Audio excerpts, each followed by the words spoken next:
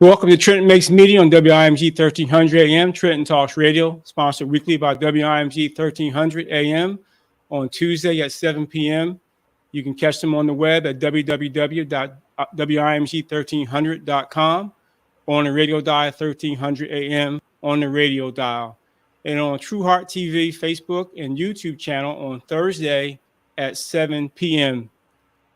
I want to welcome everyone to our broadcast tonight and our conversation with Lead-Free New Jersey on the subject of empowering communities. And I'm so happy and so thankful for the folks who are on our broadcast tonight. We have Cassie Bollinger, Program Coordinator, Lead-Free New Jersey, on our broadcast tonight. Tonight we have Kelvin Bodie. He's on our broadcast tonight as well. Put him in solo here. Here's Kelvin, Housing and Community Development Network of New Jersey, Lead-Free New Jersey Advocate Co-Chair. Sherelle Snyder, also here tonight, East Trenton Collaborative and Lead-Free New Jersey Trenton Community Hub Lead here in the capital city of Trenton, New Jersey. Sean Stratton, so welcome him, a Master of Public Health doctoral student, Rutgers School of Public Health, Department of Environmental and Occupational Health. And we also have here tonight, Kari Muhammad, Statewide Community Coalition Research and Technical Assistance to hubs statewide across the state of New Jersey. Welcome everyone to our broadcast tonight. God bless each and every one of you. So what's going on, guys? How are you guys doing tonight? Doing great. Good. Thanks for having us. You're welcome. Happy to be here. You're welcome. So listen, we're going to get this started. We're talking about empowering communities. Lead-Free New Jersey is doing great work in our community, lending resources to hubs across the state in 3 different cities. I believe Newark, Patterson, and Trenton, and expanding those hubs. And we have Cassie Bollinger here tonight from Lead-Free New Jersey, Program Coordinator, who's going to share about that work that Lead-Free New Jersey is doing across the state of New Jersey. So take it away, Cassie. Thank you. I'm grateful for this platform and for your time and all of the listeners' times this evening.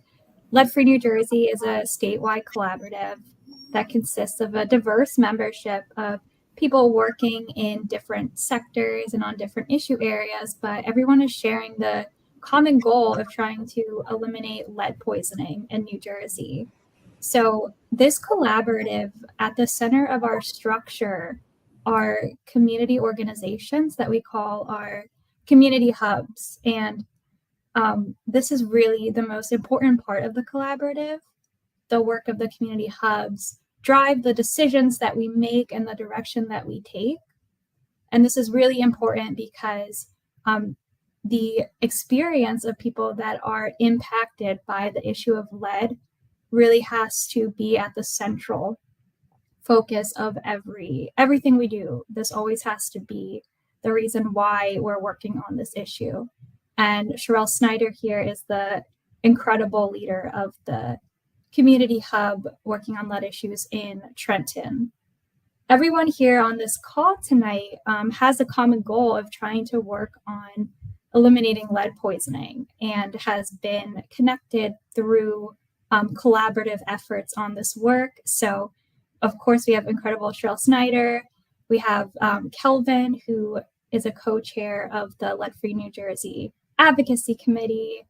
Kari is working through Green and Healthy Homes Initiative, providing technical assistance across the state.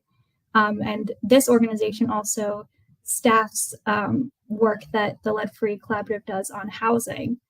And we have Sean Stratton, who, of course, is doing really great research and supporting the research questions that Sherelle is bringing to the surface through her community work.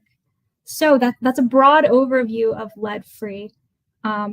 Maybe, Kelvin, do you want to add anything about our advocacy component and how the community work is so important to that? Sure. So as Cassie was kind of saying earlier, we're a pretty broad coalition of what kind of members make us up. And to that point, that means everybody kind of brings their own special skill set to the table. And so while Lead Free New Jersey is a larger group, it's a group of a bunch of different members. And to kind of double back on Cassie's earlier point, what we try to do is really keep that light to what the issues are going on the community level, on a street level. And so while organizations that are staffing the action hubs or residents in the communities that the action hubs serve have the best perspective on what they need to do the work that remediates this issue as best as it can be done, we try to pick that up from an advocacy perspective and see how we can communicate that to a higher level to circle back resources to those groups.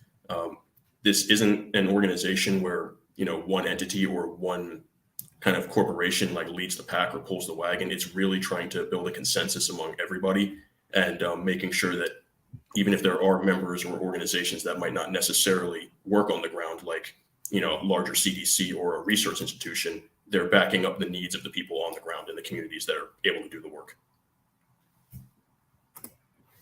Thank you. I think that sums it up really, really nicely. And I think we would love to hear Sherelle Snyder describe what is coming to the surface in her work right now, what she's working on and what she's seeing in her community. Sherelle? Hello, everybody. Hi, guys. So, Sherelle, East Trenton Collaborative. I'm an organizer for the East Trenton Collaborative. And East Trenton Collaborative, I just want to let you guys know, is operated by New Jersey Community Capital. And it's a community organizing and development initiative in the East Trenton neighborhood of Trenton North Ward. And by facilitating conversations and actions on community priorities, we engage partners, support businesses, and build the power of residents to make East Trenton a great place to live, work, and play. So while doing all of that, we have to work with so many partners to help get the work done on the ground. So I am so proud and so happy to be working with Rutgers EOC program, Rutgers Environmental Occupational Health Science Institute. This big organization is working with the East Trenton Collaborative, which is a small grassroots organization, so we can come together to collaborate in order to get the lead out of Trenton.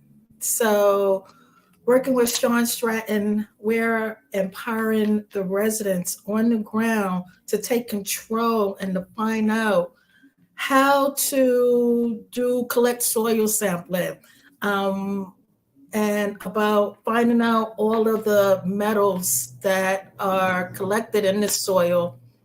And EOC is taking it back to Rutgers and sampling it. So not only do we get to help empower the residents and educate them about the things that's happening with lead, but we're also able with this work to empower them economically as well.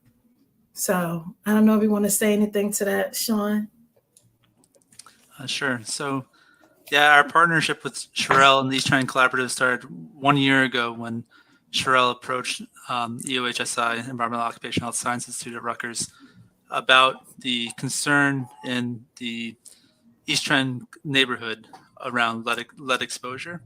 At the time, the EPA was providing results back to the community about a soil sampling event that occurred where they tested, took a bunch of samples around the old LH Mitchell smelting site, and 300 of those 443 samples that they took came back higher than the EPA hazard screen level for soil for lead, which is 400 parts per million. So from that point, Sherelle had approached us and wanted to do a further project to identify whether homes have, to confirm whether these homes have high levels of soil, but also to identify whether residents are being exposed to the lead. So in conjunction, we've trained citizen scientists to collect soil samples. We are providing blood testing to residents, and we're also going to be conducting individual home visits to residents to identify levels of lead in paint, soil, dust, water, and try to determine where the source of exposure is coming from and how we can reduce that exposure. Yes. And what are some of the impacts that the lead is having in our communities? I mean, your boots on the ground in the community in Trenton, the city of Trenton. Of course, we have hubs also. Lead-free New Jersey has hubs also in Patterson, as well as Newark in South Jersey. And they have similar issues and challenges with lead in their communities. But specifically here in the capital city of Trenton, what are you finding as the greatest threat to our community, specifically children in education, babies and so forth, that crawl on the ground and maybe get those particles and so forth? How are you communicating that out to the community, that the importance of this Lead-Free New Jersey initiative through the collaborative and the hub here in Trenton, New Jersey, with Sherelle Snyder as the lead here in Trenton? Either one, Sherelle or Sean. Sherelle? Well, Joe, that's a great question. You asked about what are some of the things we're seeing on the ground with our children here with lead. This is how, so we know lead has been a problem for years, over 100 years. America knows lead is a problem. All over the world, we know lead is a problem. But here, specifically in Trenton, in our city, we have high crime rates. Oh my God, the crimes are so bad. You know, we have people killing each other at high alarming rates. Not only that, our poor babies have these learning problems where they just, it's hard for them to learn. And then the behavior problems is like off the charts. So we're seeing these behavior problems in the school, and what's happening, our teachers are putting our children in smaller settings, saying that they need individualized help, instead of seeing if they can possibly maybe get a blood test to see if they've been exposed to some toxins that they can get help. But so we're seeing this on the ground. We're seeing it over and over again. And we know that the East Trenton neighborhood, the industry here, pottery, when you have to heat this up in a kiln, the glazing, the coloring that you put is lead. And all these films went up in the sky, and they had to land somewhere. And they landed in our soil. So this is how the work started with Sean Stratton, because we know there are high levels of lead in our soil. We do know that our children have behavioral problems, learning problems, and there's a high concentration of violence and crime. As Sean would say, I want to make a correlation between these two, but Sean would say, what would you say, Sean? So I say that you can try to make an association for it, but as part of our research, we're not focused on the violence correlation or association. We're mainly focused on reducing individual lead exposure in the East Trenton neighborhood and across Trenton. But Trenton as a whole has the highest percent of children who have elevated blood lead levels in New Jersey. As of 2021, Trenton had 6.4% of their children tested have an elevated blood lead level. An elevated blood lead level means that they measured above 5 micrograms per deciliter of lead in their blood. Additionally, Trenton has many other markers too. So the EPA runs a tool that they have online that you can go to. It's called Environmental Justice Screener. And in that case, East Trenton is in the 95th to 100th percentile nationally for lead paint, low income, and for demographic index, while it's also in the 90th to 95th percentile nationally for less than high school education and people of color. So not only is lead a huge issue, but it's also an environmental justice issue, because generally more marginalized communities are hit harder by lead and are impacted higher. You know, I wanted to bring in Kari Muhammad on this conversation because of her excellence and expertise in a statewide community coalition in terms of research and technical assistance to the hub statewide.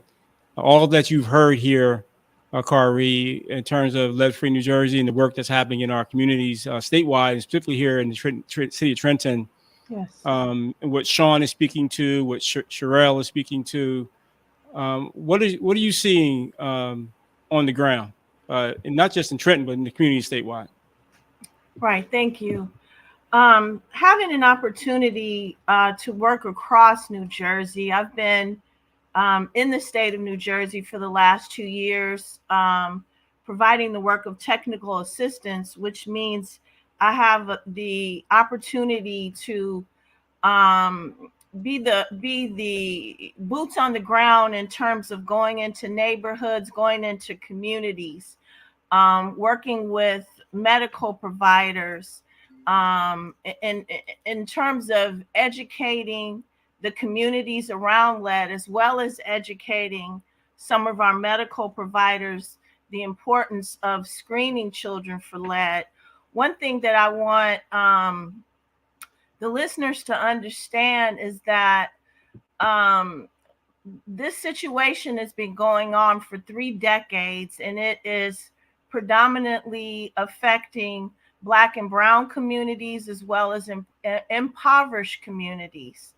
And what we're seeing is that children, families are not aware that this exposure, the risk of exposure to specifically to children under 6 years of age and women of childbearing age can cause devastating effects to a child's future. Often what we have said in the past about lead poisoning is that it is a silent injurer, meaning that you cannot look at your child and tell they're lead poison. And if you are unaware of the risk of chipping and peeling paint in your home, or unaware of the deteriorated paint that turns into dust in your home, these are things that, again, can be devastating to a child and to a family. There's so much to talk about. I have so much in my brain that I want to make families aware of, but what we're trying to do collectively, these different partnerships coming together, is that we don't want children to be canaries in the coal mine, meaning that we don't want our children to be lead indicators, that we want to be proactive. We want to get out into communities and educate families.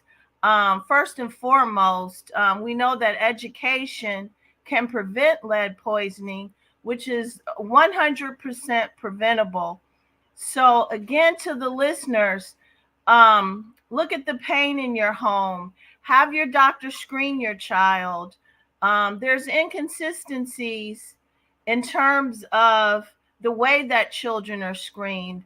New Jersey mandates that children should be screened at 1 and 2, but what we're asking, or what we're recommending, is that children that live in these communities, these environmental justice communities, that they are screened until they're 6 years old. Again, you can't look at a child and identify that they're lead poisoning. Lead poisoning causes brain damage, learning disabilities, behavioral problems, all those things that Sherelle was referring to in terms of crime in the area, in terms of incarceration. I know that Sean said that there's an association between lead, possibly. I don't want to speak too much for Sean, but there's an association possibly between lead poisoning and incarcerated individuals. We know that it is proven that lead poisoning causes behavior problems, learning disabilities, brain damage. And these things, again, listeners, understand that these things are irreversible. But I want you to understand, when I say irreversible, you have to first know that your child is poisoning. And then we go from there. You look at diet, vitamin C, calcium, and iron. You have them screened frequently. You engage them in reading and activities. there's so much information that we need to get out to families. But the first and foremost, have your child screened for lead. And Cassie, one of the things I really wanted to ask you after as you listen to this conversation, you introduce Lead Free New Jersey and the great work that you're doing across the state, and with Sherelle and Sean working on boots on the ground, and Kari Mohammed working on the ground, boots on the ground. Lead Free New Jersey. I mean, how are you guys contributing from a global perspective to the work that's being done? I mean, what's the impact that Lead Free New Jersey is having on the work, boots on the ground? You talked about it earlier, but I want to bring that out a little bit more about how you guys are globally looking at this and bringing various resources and coordinating those resources so that we can have an impact on our communities. Cassie? Yeah, absolutely. The education and awareness of this issue is so important. And I think the best way to reach people is through trusted community members like Sherelle. Sherelle really has the trust and buy-in of her community, and she can really get this information to her neighbors in a way that people that don't live in the community can't possibly do. And I also want to say that as important as education and awareness is systemic change. Just like Kari said, children cannot be canaries in the coal mine for this issue. We have to create an environment that is just as lead-free as possible, that is just safe for children and families. People should not have to live in homes with deteriorating lead paint that could harm their children. People should not have to worry about whether their drinking water pipes may contain lead. We really need strong policies from the top down that protect people so that they don't have to worry about these issues. It just shouldn't be this way. So that's really where the statewide collaborative work is important and should be informed by the experiences of people on the ground. And Kelvin, I think, can add a good kind of overview of some of the more proactive policies that have been put in place in New Jersey. And I know we're not going to get into the details about that, but it might be good to have a broad overview.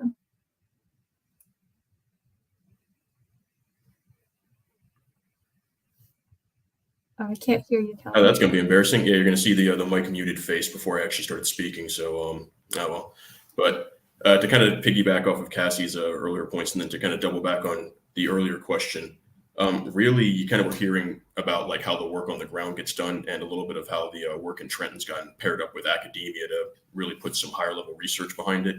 And where I can kind of give a bit of an example of how like all of the parts of the coalition could come together is, for example, you might have organizations that are much more predisposed to advocating for policies, like Cassie was saying, but they might not have programs where they work a lot in the community with directly with residents. And so in that sense, like Sherelle with the East Trenton Collaborative and Sean with Rutgers, that's almost like the match made in heaven, because when we approach those organizations asking them, what do you guys need us to kind of go up to the top and advocate for to get you the resources so that you have more money, whatever else can be, allocated your way for these hubs. We not only have the experiences of the residents that are educated and on the ground helping us with the advocacy, so it's not just us, but we also have the, as I was saying kind of earlier, the higher level really backed research from a state university that kind of just comes together in the middle with the experiences from the community members and, the people that serve them. And then kind of the higher level analysis and research that's pretty much impossible to ignore if you have an eye for that stuff. So Cassie also kind of earlier spoke to the importance of having proactive measures. Kari as well was speaking about we can't use our children as lead detectors. And it's often the case that while it's entirely preventable, as they were saying, once the damage is done, it's like the exception of the rarest cases, it's almost impossible to undo the damage that's already done by exposure to lead, especially in children for their developmental years. And so kind of, keeping that in mind, the experiences of the community members that are dealing with this day in and day out for decades, as was kind of being said earlier. And then the the finer and finer degree of research that we're getting every couple of years out of universities like Rutgers, we are able to make a stronger case for proactive legislation. Like, I can't give anything away because I do believe we want to talk about this at some later date. But, laws like you shouldn't be inspecting a property or a home once the kid is already having developmental delays within school or showing behavioral problems. Property should be inspected perhaps at turnover, which is a bit of a freebie, but really until we kind of all work together and come together with the things that we're really good in our own wheelhouses, that's the best way that we're going to try to have like proactive solutions that really get ahead of the, as Kari was saying, using our children as lead detectors and canaries in the coal mine.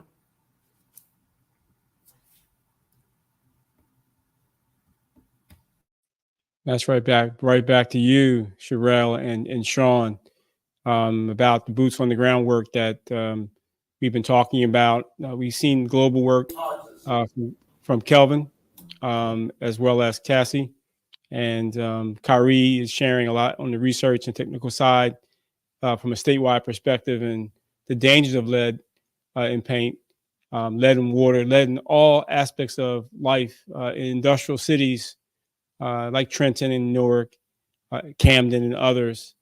What kind of things, I know you're working on events and working with families to test the grounds and test the waters and do the testing. What other outreach efforts are you undertaking to promote, to share, and to let people know about Lead-Free New Jersey and about the work that the collaborative is doing as a Trenton hub? Sherelle? So this past Saturday, September the 16th, and I am so proud, East Trenton Collaborative held a community health fair the same time as Art All Day, where we featured artists, where you got your custom-made Lead-Free New Jersey t-shirt. We had a listen and learn session where people can come in 3 to 4 minutes, look at a video and learn. We made it interactive. Well, not interactive, but we made it where adults as well as children can understand. So after they had the listen and learn session on a video that they watched for 4 minutes, we had Dr. Buckley from Rutgers there to answer any questions that the residents in the community had. And they had some pretty good questions after watching this 3-minute video. And then from that video, we were able to ask people if they wanted to get their blood tested right then and there with a venous blood drawer, not a finger prick, but where you're going through the veins. And they did it. We were able to get 23 people tested for lead in the blood. And Sean was able to take those tests back to Rutgers, and at Rutgers is where we'll have them all tested. So have you been able to? I don't want to, of course, share anybody's information, of course, but have you been able to test any of those so far, Sean, in terms of any results that you've uncovered? The testing is currently ongoing. So I can't really comment on the individual test because obviously it's HIPAA because it's a biological sample from the residents. But they'll all be receiving their individual results back to them. And then East Trenton Collaborative will be receiving the aggregate results.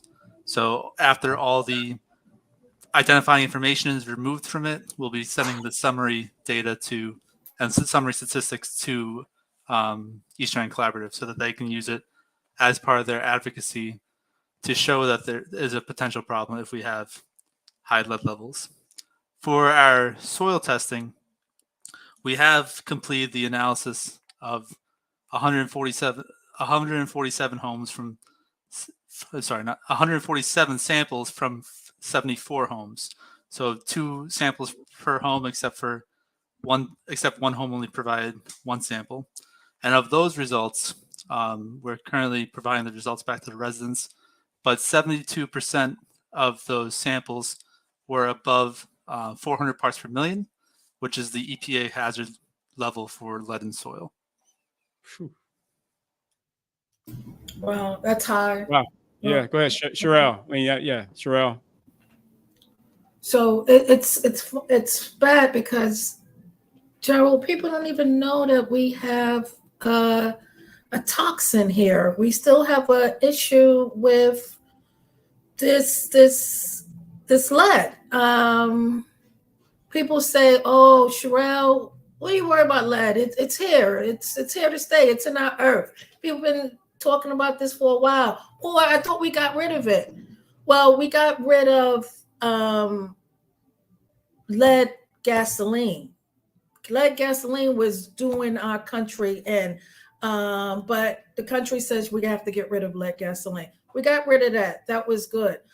But the lead still in the soil, in the homes, substandard homes, because Trenton has a lot of old property and their landlords are renting these properties out to children. And these properties have lead paint. And because of the lead paint on the homes, it starts to crumble and it turns into dust. And our children are exposed to this once they're young, maybe 2-3 year olds, while they're crawling on the floor. And then you don't see the symptoms of this lead toxin until years later. I just want to read an excerpt from this book called Lead Wars, if I may. And I just want to tell you, children with relatively low levels of lead in their blood, even below 5 micrograms per deciliter, have been shown to suffer disproportionately from behavioral problems in school failure, hyperactivity, trouble concentrating, difficulty with impulse control, lowered intelligence scores on standardized tests, higher rates of juvenile delinquency and arrests, and ultimately unemployment and failures in life. Further, children with lead exposure are more likely as adults to have physical problems like kidney and heart disorders. And the scientific community has known this for years, and they recognize lead poisoning has been one of the important epidemics affecting children in the United States for over the last 100 years.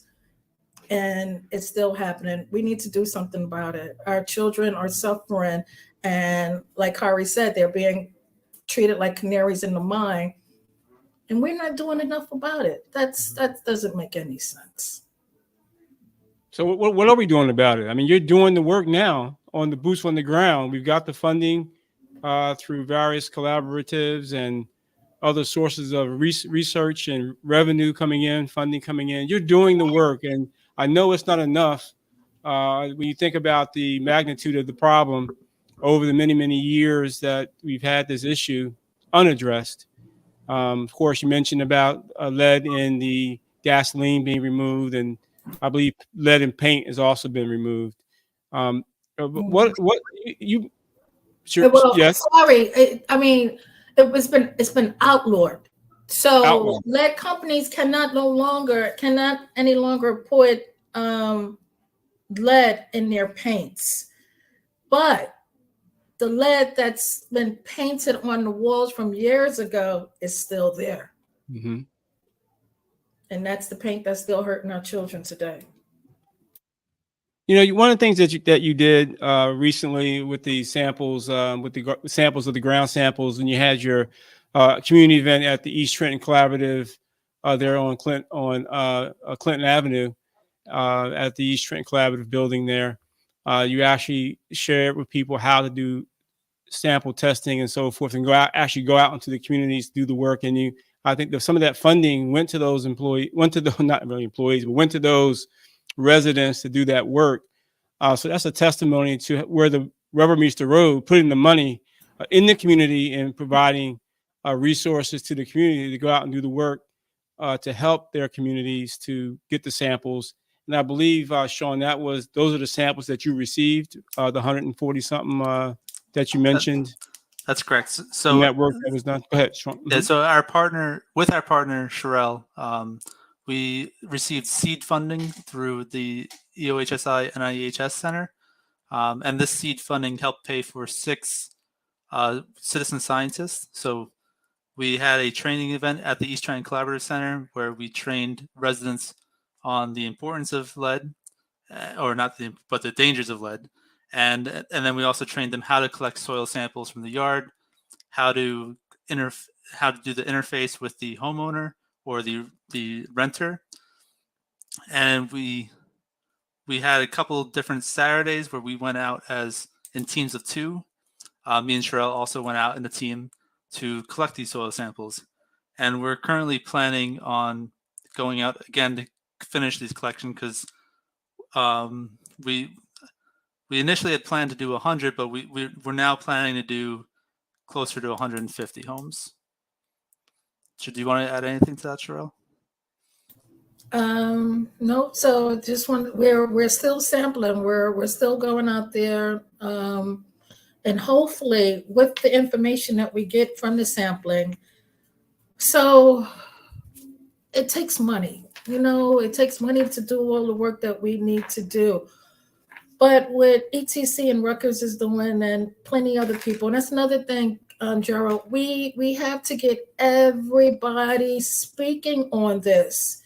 Talking about this communication, education, and then instead of waiting for all this funding to come trickling from the top down, we're going to make things happen from the bottom up. With the East Trenton Collaborative, working with Rutgers, I'm so proud of Rutgers, and then working with ISLES, working with the Trenton Health Team. These organizations can touch people that East Trenton Collaborative cannot. And once they go to these other organizations, then they can hit the pediatricians. Because we have pediatricians giving iron pills to some of the residents out here. A prescription for iron pills. But they're not following up with any advice about lead or anything like this. And these are after the pediatrician has given these children a lead test and find out that they have elevated levels. Oh, well, you take some iron because they have usually when you have high lead levels, you can bet a child also has iron deficiency as well. So they're giving them iron pills. They're giving them prescription. Poor residents are going back trying to get these prescriptions filled and they can't because they're on back order. But these same doctors, the pediatrician, can tell them other courses that they can take that they're not even doing that. So working from the ground up and working with other organizations, now they know what's happening on the ground. The people on the ground are telling us what are their issues, what are their situations that they're having. So now we tell these other organizations, and then the organizations that can touch the pediatricians, that can touch the pharmacy, can tell them, listen, guys, we need to step up our game. This is the way we're not feeding information the way we should. These are the people that's still being affected, and just working like an octopus, and the community is everywhere, and it's moving up to get the messaging out that we need, working with everybody. Now, Sherelle, you were presented at the NAACP, right? Presented to the NAACP. You also presented to, I believe, you and Sean. Were you also over at Mount Zion AME Church? Did you present? That's where the NAACP meeting was, at Mount Zion AME Church. So the meeting was not at Mount Zion. The meeting was over at Galilee Baptist Church. It was at Galilee, right around the corner. All right. Exactly. Right around the corner. Where else have you been sharing this word about lead-free New Jersey and the importance of it? Let's share some of that news. Listen, all right, so this has been happening for a while. It used to get really kind of scary knowing that you're going to talk in front of people, but the work, it's good work, and we gotta get the messaging out. Somebody's got to do it. You may not feel comfortable, but it's got to get done. So I remember with some of the residents from the East Trenton Collaborative, a handful of us, we went over to a commissioners meeting. This is at the county level on South Broad Street. we go into the commissioner meeting. There's not a lot of people there, but you get up, they let you speak for 3 minutes. I think this was the very first time, maybe second time that I got up and spoke, and we spoke about the lead service lines. It was about the water and how our city or county isn't doing enough to make sure that these lead service lines are being replaced with the copper lines so people can drink clean water without having to worry about lead. We spoke there. We got the hearts and minds of Sam Frisbee, and some of the other council that's there as well. We have all this ARP funding. That's when we was talking, and we was asking if they would take some of this funding and put it in Trenton to help move the lead service lines replacement. First, they tried to appease us, and they said, "Oh, sure." We took pictures and everything. Then later they says, "Oh, Sherelle, sorry, but the money's already been allocated. We can't use any money for that." Okay, so from there, we went to the city hall meetings with our council, our new council, Tesca Frisbee, Crystal Feliciano, Yasminelli. I love our new council. They're awesome.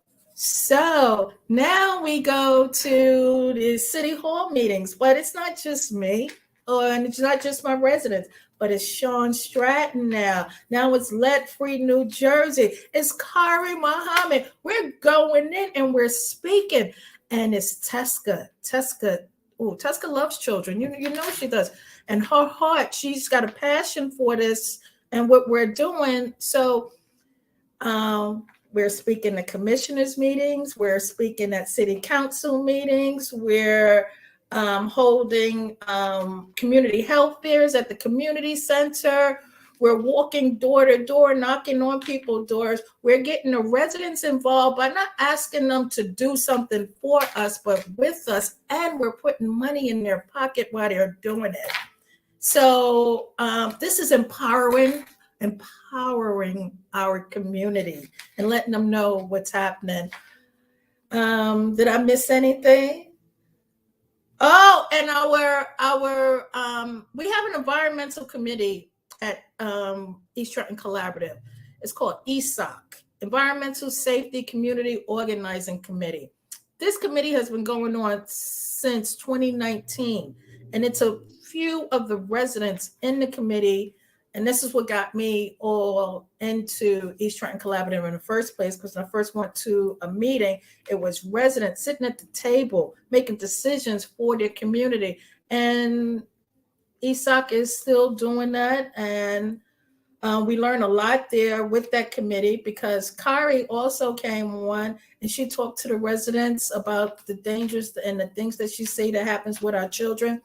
And my residents in the neighborhood, they love her. They can listen to her all day long, but they're asking questions now.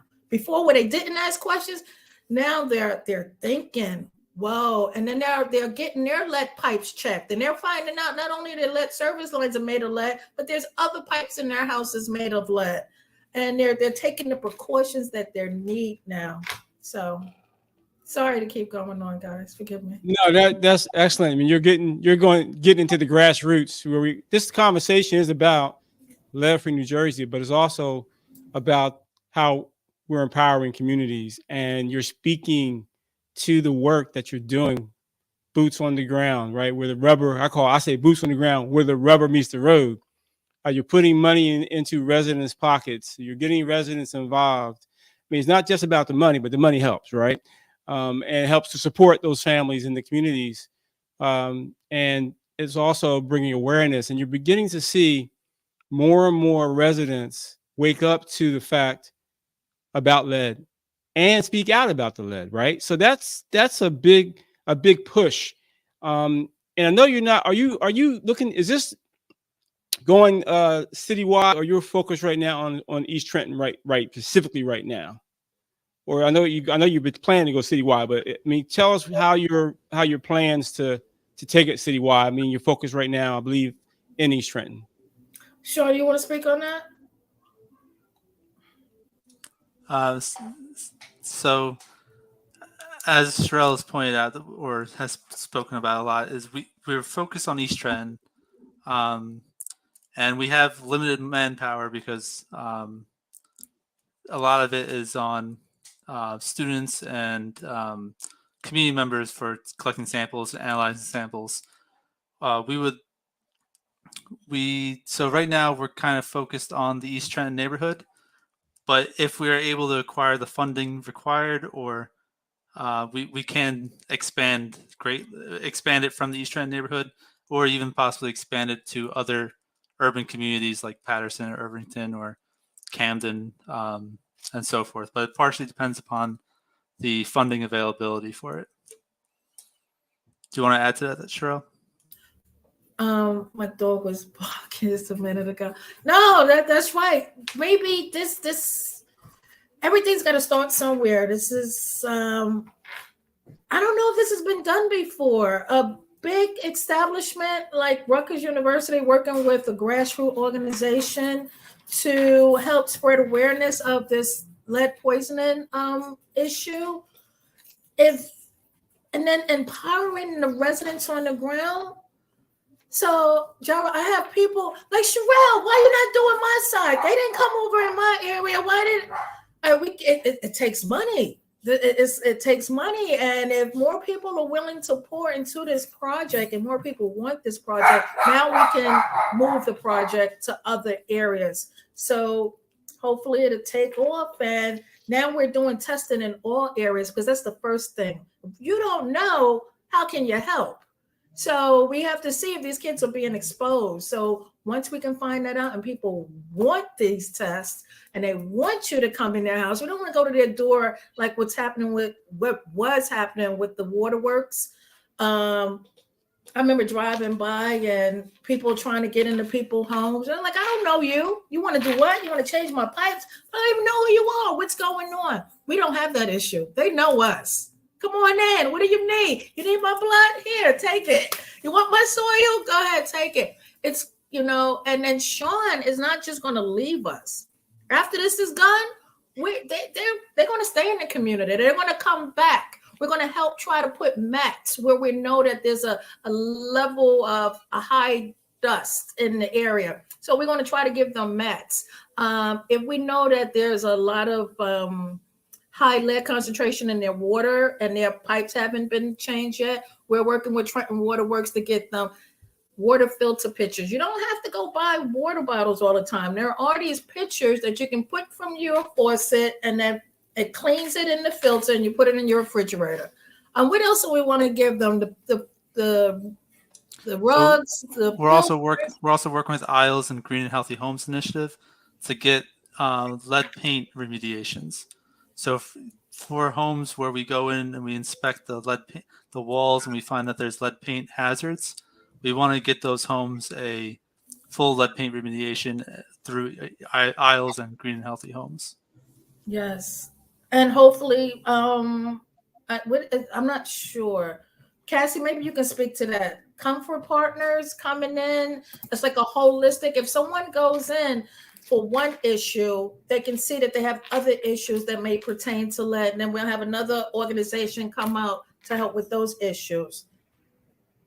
Right. No, you're right. That's the Comfort Partners program, which is through Green and Healthy Homes Initiative. So, like Sean said, there's a lot of people who are working on lead in Trenton, Isles, Green and Healthy Homes Initiative, Trenton Health Team, Sherelle, there's others. And so, we're all trying to work together and get that collaborative force to really address the issue. Excellent work. I want to make sure that listeners can take action, that they can, if you're moved, you can take action on this issue. But Sherelle has a really great resource card that she developed that consolidates the information where people can go for support in Trenton. And Sherelle has an upcoming event. Let's talk about that upcoming event before we close out, Sherelle. Okay. Is it October 4th? Is that the right date? Jump, no. So that date, remember, guys, October the 7th. October the 7th. Okay. It's Saturday, October the 7th from 1 p.m. to 5 p.m. We will have, it's going to be at Fillmore Park. That's on Fillmore Avenue, also known as Sunny Vereen Park, 1 to 5 p.m. We're going to have live gospel entertainment. We're also going to have bingo, 55 plus bingo, where you can win 3 bingo basket prizes. So bingo prizes, bouncy house for the children, haircuts for the young boys. We're going to have also face painting by Macari Art. DJ, I don't know, food, all free food. So it's the first annual Lead Awareness Day and Community Barbecue. All free, happening Saturday, October 7th. Live entertainment, bingo, haircuts, bouncy house. I know I'm forgetting something, but yes, please come out, everyone. We're trying to get the Trenton Waterworks to give out water pitchers too. Free water pitcher filters. These water pitcher filters are expensive. Trenton Waterworks is going to give them out for free. You don't have to buy bottled water anymore. You just fill your water up from the sink, put your pitcher in the refrigerator, and let the filter clean your water and drink clean drinking water all the time until you change your filter again. So that's happening October the 7th. Excellent work. Excellent work. We want to thank everyone for tuning in to Trenton Makes Media on WIMZ 1300 AM. Trenton Talks Radio, sponsored weekly by WIMZ 1300 AM on Tuesdays at 7 p.m. www.wimz1300.com and at True Heart TV on Facebook and YouTube channel on Thursdays at 7 p.m. We've been having a conversation with Led Free New Jersey, empowering communities.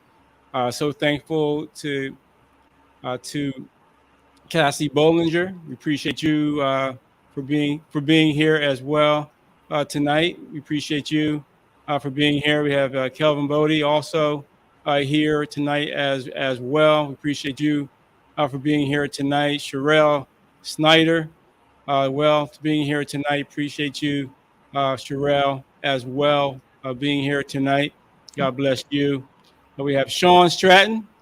God bless you, Sean, for being here tonight as well. Appreciate you for being here tonight, taking your time, and Kari Muhammad. Amen. Kari Muhammad as well for being here tonight and taking your time to participate and be a part of this important news, important information that we're sharing with the community.